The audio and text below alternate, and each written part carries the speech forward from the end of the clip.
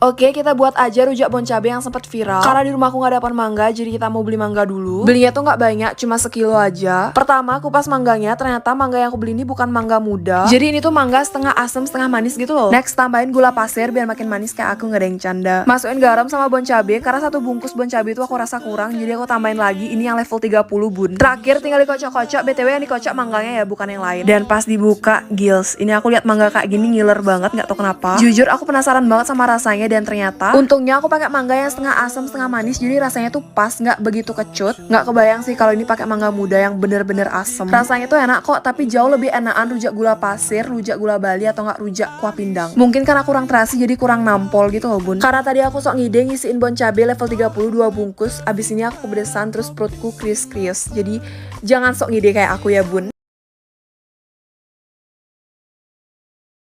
Cuman pakai tahu bisa jadi katsu seenak dan semewah ini loh. Cara bikinnya gampang banget, tinggal ancurin 1 tahu gede, terus kasih tepung bumbu ayam, bawang putih bubuk, dan garam. Tinggal diaduk dan dibentuk pipih-pipih gitu ya guys. Terus lumurin tepung, telur, dan tepung roti pelan-pelan aja ya. Goreng di minyak panas api kecil. Ini aku pakai pan sutil telenan pisau dari stand cookware. Asli deh guys, ini enak banget. Cobain yuk. Yuhu, bikin kue tanpa oven, mixer, dan tepung. Terus pakai takaran sendok. Ini bikin red velvet mild crepe, caranya gampang banget. Tinggal campurin aja semua bahannya jadi satu di chopper gitu. Resepnya gue cantumin di video. Nah ini gue pakai chopper dari Arashima, tapi pisaunya ada 3 terus tajam-tajam. Dan lihat ini hasilnya halus banget kan. Terus ambil 1 centong dan dituang ke teflon anti lengket, terus diputer-puter, dibalik tapi jangan sampai gosong. Pokoknya sampai semuanya jadi crepe gini. Dan tinggal disusun aja aja layaknya menyusun rumah tangga. Hai, ini gue pakai whipped cream biasa aja, nggak ada tambahan apa-apa lagi. Dan ini memang kelihatannya butuh kesabaran ya, tapi percayalah it's worth the taste. Hasilnya lumayan rapi lah ya. Ini dikulkasin dulu dan udah gue dekor dikit. Asli guys, ini tuh resepnya enak banget, manisnya pas, terus lembut parah, bener-bener udah mirip yang dijual di mall. Terus bisa jadi ide kue ulang tahun juga, jadi cobain juga Gi. Oke, bye-bye. Guys, ternyata ini caranya bikin kentang KFC. Jadi pertama kalian potong dulu kentangnya. Terus kentangnya ini kalian rendam 1-3 jam ya. Kalau udah, bilas bersih kentangnya. Terus kalian rebus aja kentangnya sampai matang. Kemudian kentangnya ditiriskan lagi dan tambahkan tepung maizena. Nah, sekarang kalian balur sampai rata ya. Selanjutnya, goreng kentangnya sesuai dengan cara yang sudah aku tulis di video. Buat kalian yang mau nyetok di freezer, bisa di tahap ini ya. Sisanya kalian goreng lagi dengan api besar kurang lebih 1 menit. Terus ini ditiriskan dan tambahkan seasoning sesuai selera kalian. Kentang KFC-nya sudah jadi. Gampang kan?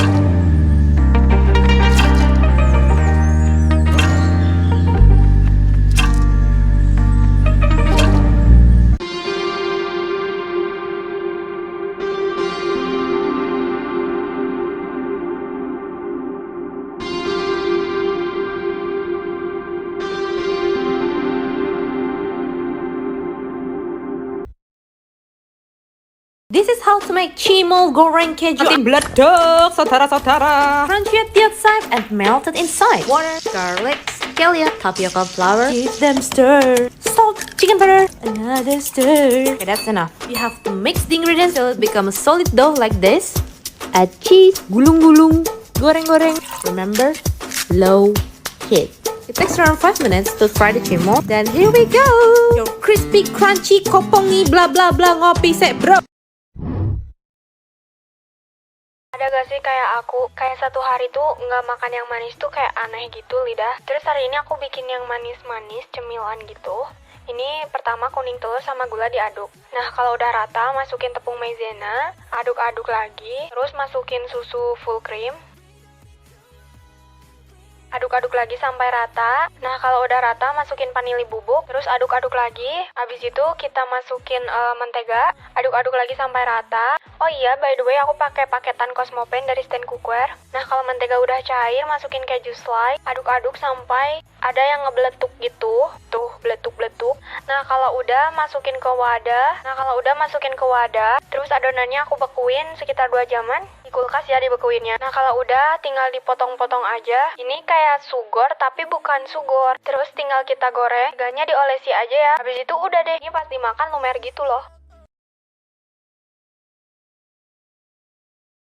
Jadi guys, ini gue pengen bikin makanan yang simple, enak dan low budget juga. Nah, pas banget kan lagi PPKM kayak gini. Kalau bingung masak apa, langsung deh coba cek aplikasi Yummy App. Jadi tuh, ini gue pengen bikin dessert. Nah, ini resepnya gue cari langsung dari Yummy App. Di fitur masaknya ini gue cari Oreo dan susu. Nah, abis itu ini gue filter dengan durasi kurang dari 60 menit dan dengan budget kurang dari 50.000. Terus ini gue pilih resep Oreo cake. Ini dilengkapi dengan tutorial video dan juga step by stepnya. Cus dibuat. Oke, ini krimnya dipisahin. Apa daya kalau udah bersatu tapi semesta tidak merestu, ya bakal dipisahin juga. Abis itu ancurin Oreonya, ya sehancur hati lu juga gak apa-apa. Abis itu disusuin, terus diaduk-aduk sampai dia bersatu. Walaupun kita tidak pernah bersatu, setidaknya pernah melihat senyummu yang membuat candu. Nah ini masukin adonannya ke dalam loyang. BTW loyangnya gue udah olesin dengan margarin. Ini adonannya setengah dulu, terus gue kasih keju, terus gue kasih adonannya lagi deh. Oke, sudah sedihmu kawan. Ini gue pakai kukusan. Sembari nunggu ngukus, si krimnya ini gue campur pakai susu. Nah setelah 30 menit dikukus, ini udah jadi nih. Langsung aja gue kasih krim dan gue kasih keju. Dan masak itu gampang bareng Yummy App.